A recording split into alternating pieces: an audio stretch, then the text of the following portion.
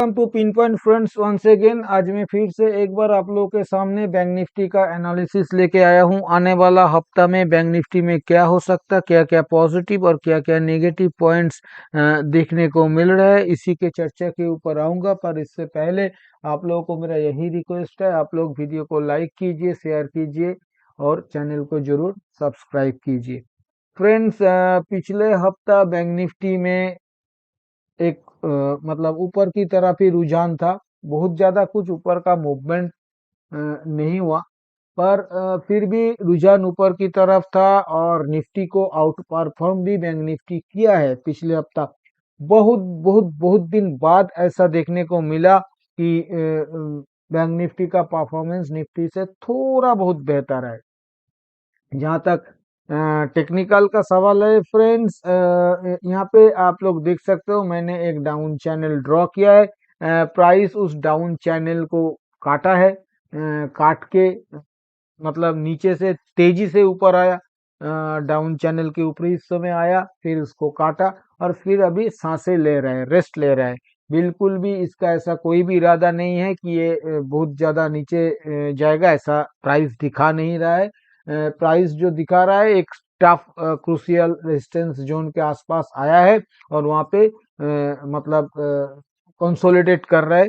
अगर इसे क्रॉस कर पाता है तो तेजी से ऊपर की तरफ जा सकता है। अगर इसे क्रॉस नहीं कर पाता है तो तेजी से नीचे की तरफ जाके दोबारा लो भी काट सकता है। बहुत ही क्रूशियल जोन पे, क्रूशियल रेजिस्टेंस पे बैंक निफ्टी आके खड़ा हुआ है। क्योंकि थोड़ा सा याद करिए, जब प्राइस ऊपर में था इसी 43,800 850 के जोन के आसपास, 43,600, ये जोन मोटा मोटा 43,600 से ये 44,000 के जोन के आसपास से काफी बार सपोर्ट बनाया, तो उसको तोड़ के नीचे गया था। फिलहाल तो वहां पे आके रेजिस्टेंस मिलना चाहिए और वो मिल भी रहा है। तो ये अगर मूविंग एवरेज सेटअप के जरिए देखा जाए तो ये 20 और 200 दोनों के नीचे ही फिसल गया था। 50 के तो नीचे था ही, 20 200 के नीचे भी था, पर अभी फिलहाल ये 200 के ऊपर आ पहुंचा है और 20 को भी पिछले 5 दिनों से 20 के ऊपर भी ये ट्रेड कर रहा है। पर 20 अभी भी फॉलिंग है, 50 फॉलिंग है, 50 तो ऊपर में रेजिस्टेंस बन के खड़ा है। पर ये थोड़ा सा पॉजिटिव है कि नीचे 200 को काट के फिर से 200 के ऊपर आ जाना, फिर से 20 के ऊपर आ जाना। अगर प्राइस यहाँ पे थोड़ा 2 4 दिन और रह जाता है या ऊपर की तरफ मूवमेंट करता है तो ये 20 तो 200 तो देखो राइजिंग है ही, ये 20 भी राइजिंग होना चालू कर देगा।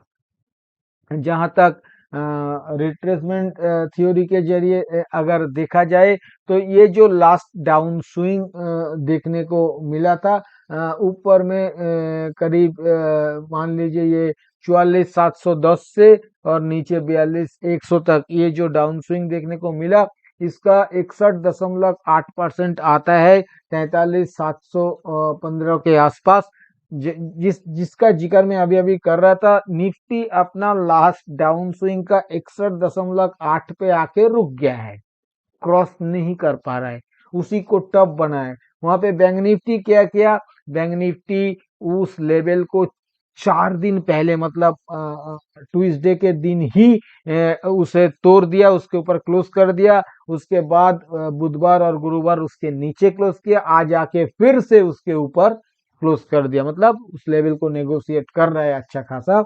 इसलिए मैंने कहा कि थोड़ा सा ज्यादा मतलब परफॉर्मेंस देखने को मिला निफ्टी से बैंक निफ्टी के अंदर।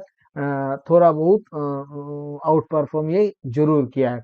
जहां तक इंडिकेटर का सवाल है फ्रेंड्स, इंडिकेटर एमएसीडी में पॉजिटिव क्रॉसओवर, स्प्रेड भी बढ़ रहा है, दोनों राइजिंग भी है, एमएसीडी लाइन सिग्नल लाइन ठीक ठाक है। जहां तक आरएसआई का सवाल है, 50 के ऊपर डेली आरएसआई बना है फिर से, ये भी ठीक ठाक है। इसके साथ साथ मैं एक बार वीकली चार्ट के ऊपर आ रहा हूँ।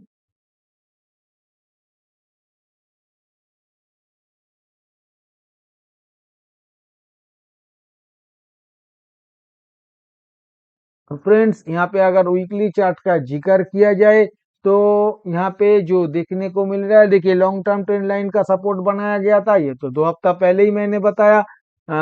इसके साथ साथ ये जो 50 सिंपल मूविंग एवरेज जो कि वीकली चार्ट के ऊपर जिसके नीचे प्राइस फिसल गया था, 2 हफ्ता से था, उसके ऊपर फिर से प्राइस आ गया और उसको गैप मतलब 50 जो सिंपल मूविंग एवरेज जो वीकली चार्ट के ऊपर है, उसको इस हफ्ता में ये टेस्ट भी नहीं किया।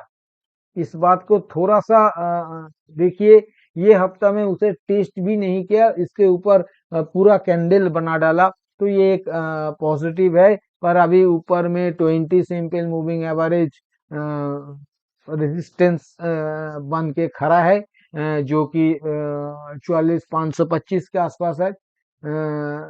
तो देखना पड़ेगा वहां पे कैसा बिहेव कर रहा है। पर अगर 50 सिंपल मूविंग एवरेज का जिक्र किया जाए, अभी भी राइजिंग है और 20 फ्लैट है, बहुत ज्यादा बिगड़ा नहीं है कुछ। अगर प्राइस थोड़ा बहुत और ऊपर चला जाता है आने वाले दिनों में, तो चार्ट फिर से एक बार अपना मतलब फॉर्मेशन सही कर लेगा।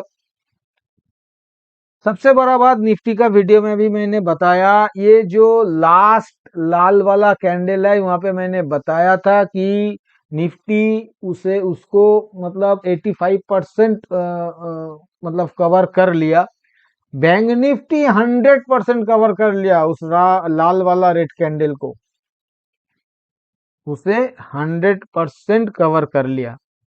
इसलिए मैंने कह रहा हूं कि ये थोड़ा बहुत आउट परफॉर्म कर रहा है।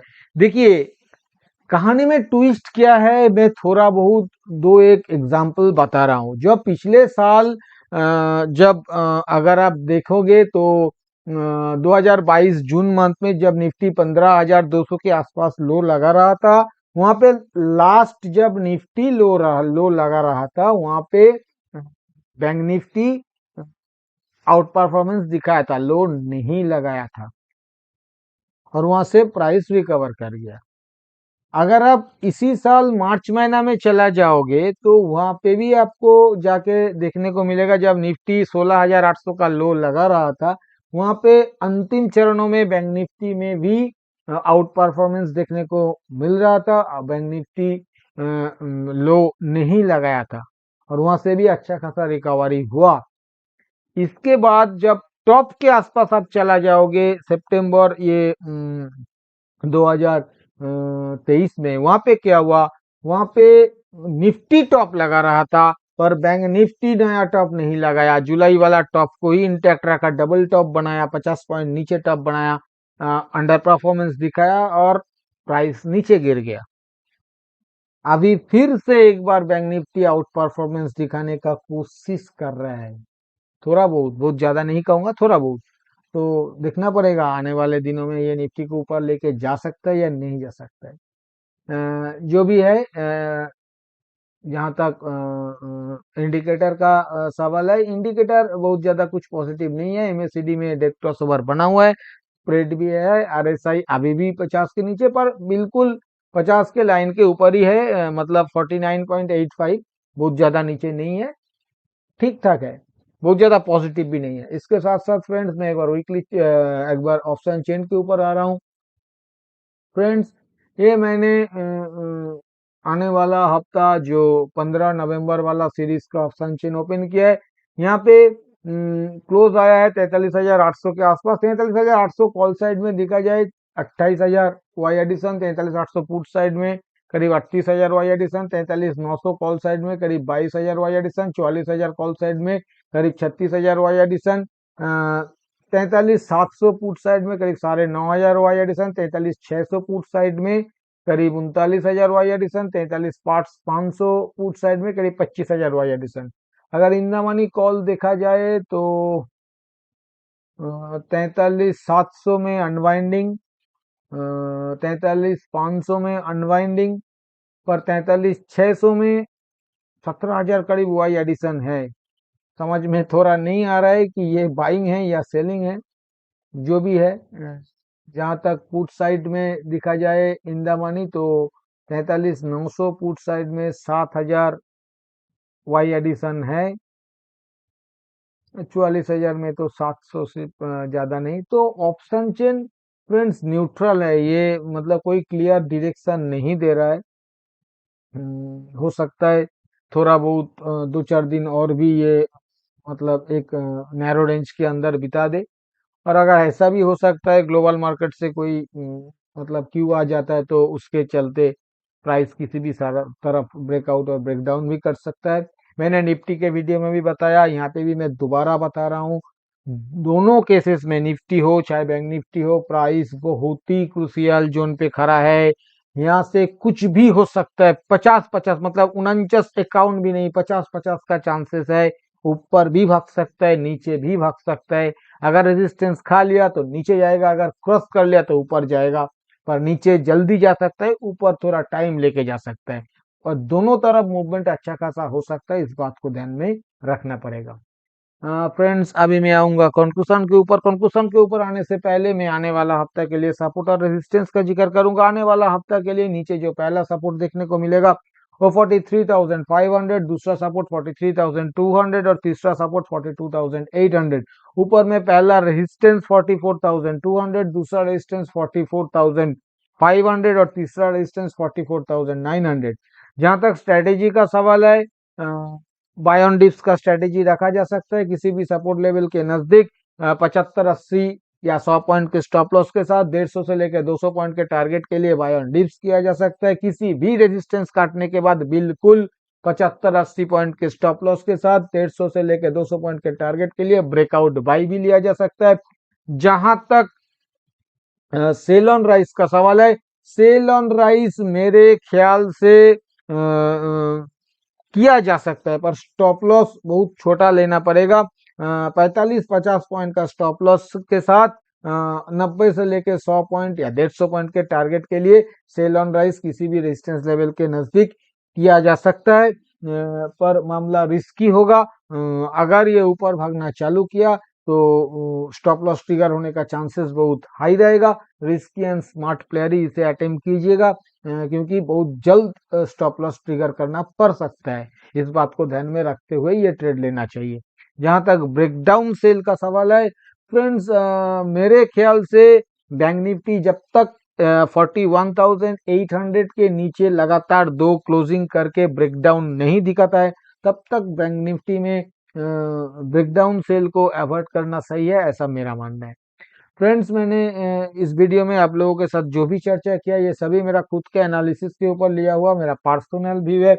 ये एडुकेशनल पर्पस है, क्योंकि ये कोई बाय सेल रिकमेंडेशन नहीं है और मैं भी कोई सेबी रजिस्टर्ड एनालिस्ट नहीं हूँ। इसलिए इसके ऊपर किसी भी रियल ट्रेड लेने से पहले आप अपना खुद का फिनेंशियल एडवाइजर का सलाह लेके ही रियल ट्रेड लीजिएगा। और अगर वीडियो आप लोगों को पसंद आया तो वीडियो को लाइक और शेयर करना मत भूलिए। थैंक यू दोस्तों, हैप्पी ट्रेडिंग।